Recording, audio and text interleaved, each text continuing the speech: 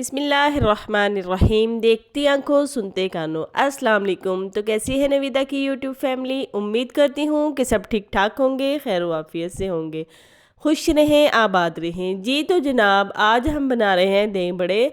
तो उसके लिए मैंने लिए हैं फुल्कियाँ, उनको मैं पानी में भिगो लूँगी और साथ में आलू है तो उनको मैं इस तरह से कट कर लूँगी। तो मैं ऐसे ही कट करके उनको बॉईल करती हूँ। इस तरह से ये है कि इनकी जो शेप है वो वैसी ही रहती है जैसे हमने कटिंग की होती है। तो आपने भी कोशिश यही करनी है कि आप इनको कट करके ही बॉईल करें तो बड़े अच्छे रहते हैं। तो जी जनाब, अब मैं अपने लॉन में आ गई थी। तो मैंने सोचा फ्रेश जो पुदीना है, कल की वीडियो में मैंने आपको दिखाया था जैसे कि काफ़ी अच्छा ग्रो कर रहा है, तो बस फिर मैं अब थोड़ा सा यहाँ से कट कर लूँगी और दही बड़ों में डालेंगे। तो ये बड़ा ही अच्छा लगता है और इसकी खुशबू बड़ी ही मज़े की आती है जब आप फ्रेश पुदीना उसमें डालते हैं। अगर आपके घर फ्रेश नहीं है तो आप मार्केट से भी ख़रीद सकती हैं, लेकिन जो फ्रेश होता है उसका अपना ही मज़ा होता है। तो मैंने इसी वजह से लगाया था कि जब भी मुझे ज़रूरत पड़े तो मैं यहाँ से तोड़ लूँ।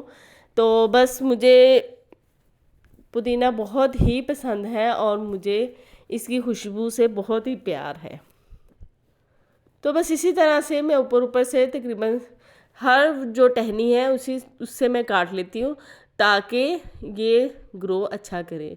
जितनी आप इसकी कटिंग करेंगे ये उतना ही अच्छा ग्रो करेगा और जहाँ से आप एक टहनी तोड़ेंगी तो आगे से 2-3 निकलेंगी।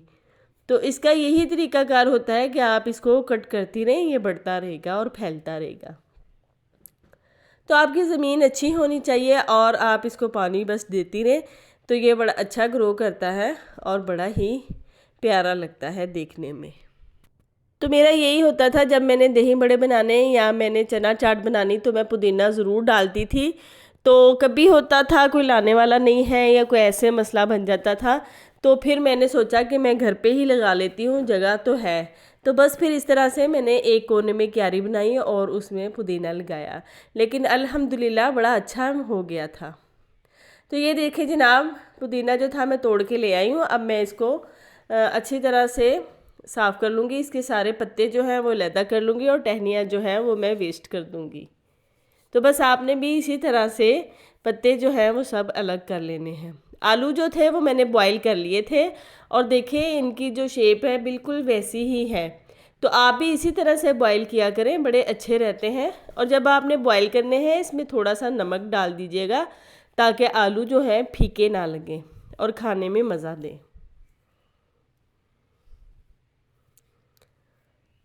तो पुदीना जो था उसके सारे पत्ते मैंने तोड़ लिए थे और मैंने इसको अच्छी तरह से वॉश कर लिया है और इसमें साथ मैंने 3-4 हरी मिर्च ली है और अब हम इन सब चीज़ों को ग्राइंड करेंगे। सब्ज़ मिर्च और जो पुदीना है ये बड़ा ही अच्छा लगता है दही बड़ों में। बजाय ये कि आप सुर्ख मिर्च डालें, लेकिन अगर आपको ज़्यादा ही तीखा पसंद है तो आप कुटी हुई सुर्ख मिर्च डाल सकती हैं। तो बस यहाँ पे मैं इसमें थोड़ा सा पानी ऐड करूँगी और फिर मैं इसको अच्छी तरह से ग्राइंड कर लूँगी। तो ग्राइंड करने से ये होता है कि आपका जो टाइम है वो काफ़ी हद तक बच जाता है और आप अपना काम जल्दी जल्दी कर लेती हैं। तो बस इसी तरह से मैं इसको हल्का सा शेक करने के बाद दोबारा से ग्राइंड करूँगी और ये थोड़ा थोड़ा करके होता रहेगा। यकीन माने जब आप पुदीने वाला दही बड़े बनाएंगी आपको खुद भी बड़े मज़े के लगेंगे और बड़े ही अच्छे लगेंगे।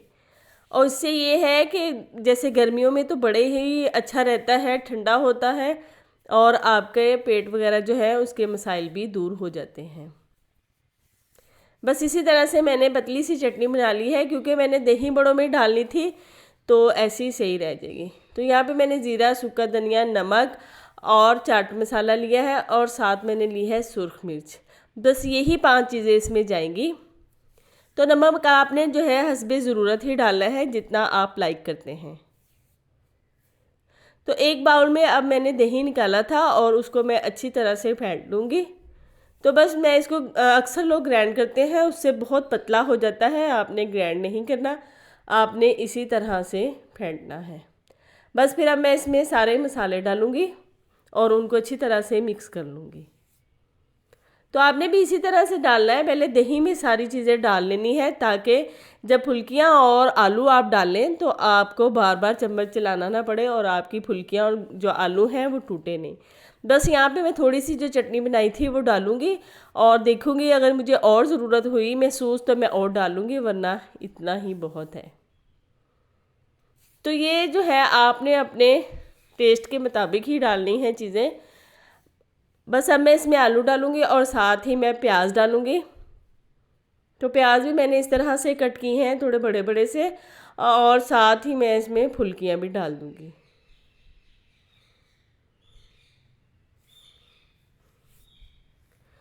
तो फुल्कियाँ डालने के बाद अब मुझे ऐसे फील हो रहा था कि जैसे बर्तन छोटा है, तो मैं अब इसको दूसरे बड़े बर्तन में डालकर अच्छी तरह से मिक्स कर लूँगी। तो देखिए बड़े ही अच्छे बने थे और इतने मज़े के लगते हैं। और आज बनाया था आलू और गाजर का सालन, तो बस उसके साथ तो फिर आपको पता है सब्ज़ी के साथ इस तरह की चीज़ बड़ी मज़े की लगती है। यहाँ पे मैं इसमें थोड़ा सा ज़ीरा डालूँगी गार्निश के लिए, और अब ये खाने के लिए तैयार हैं। आप ज़रूर बनाया करें ऐसी चीज़ें घर पे। तो यहाँ पे जनाब देखें इमली जो है वो मैंने भिगो के रख दी थी तकरीबन आधे घंटे के लिए, और अब मैं इसकी जो गुठलियाँ हैं वो अलहदा कर लूँगी और ऊपर वाला छिलका जो है वो अलग कर लूँगी। जो छिलका है वो आपने फेंकना नहीं है, वो आपने दोबारा से उसी पानी में डाल देना है। तो आगे जाके मैं आपको बताऊंगी कि इस छिलके का क्या फ़ायदा होगा और आपकी चटनी में ये क्या काम करेगा। तो बस फिर मैंने इसको पका लिया था, सारी गुठलियाँ जो थी वो मैंने अलग कर ली थी, और अब मैं इसको अच्छी तरह से चूल्हे पे पका लूँगी। और अब मैं इसमें थोड़ी सी चीनी भी डाल दूँगी, क्योंकि हमें मीठी चटनी बनानी है तो मैं चीनी डालूँगी। अगर आपने खट्टी बनानी है तो चीनी को स्किप कर दें। तो यहाँ पे मैं इसमें डालूँगी सुर्ख मिर्च थोड़ी सी, बस मैं डालूँगी, बहुत ज़्यादा नहीं डालूँगी। तो आपने भी बस इसी तरह से अगर आपने डालनी है तो डाल लें, नहीं तो आप स्किप भी कर सकती हैं। और यहाँ पे मैं डालूँगी नमक थोड़ा सा। बस अब मैं इसको अच्छी तरह से ग्राइंड कर लूँगी। तो पानी थोड़ा ज़्यादा डल गया था जिसकी वजह से वैसे तो ज़्यादा नहीं था, लेकिन क्योंकि मेरा जो ग्राइंडर है उसका ये जो टूल्स है वो थोड़ा छोटा है तो वो बाहर आ रहा था। बस देखें जनाब चटनी जो है वो रेडी हो गई है और इतनी मज़े की बनती है ये चटनी। और अब मैं आपको बताती हूँ जो छिलके थे गुठलियों के वो मैंने क्यों वेस्ट नहीं किए थे।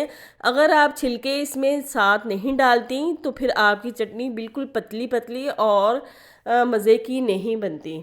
तो जो छिलके होते हैं वो भी इमली ही होती है, ये नहीं है कि जो उसके ऊपर मतलब उसका पल्प है वो ही इमली है, नहीं, जो छिलके हैं वो भी इमली ही हैं। तो जी जनाब बस फिर मैं शाम को बैठी थी खाने के लिए और मैंने चटनी डाली और इतनी मज़े मज़े की लग रही थी चटनी इसके ऊपर। तो आप भी ज़रूर ट्राई कीजिएगा और मैं तो ज़रूर बनाती हूँ। तो आ जाएं आप सब भी मेरे साथ इंजॉय करें। अल्लाह हाफिज़।